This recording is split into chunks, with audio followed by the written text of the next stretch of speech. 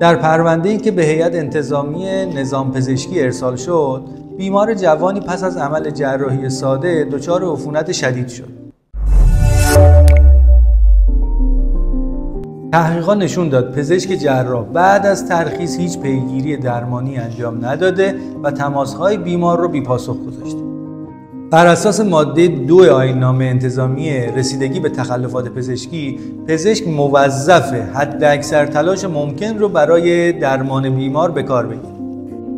هیئت انتظامی رفتار اون رو مصداق بی‌توجهی و قصور میدونه و حکم توبیخ کتبی با درج در پرونده رو صادر کرد.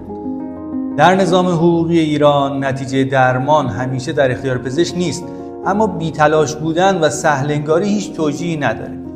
در مسیر جرایم پزشکیتون با گروه حقوقی دادمان داتا در ارتباط باشید.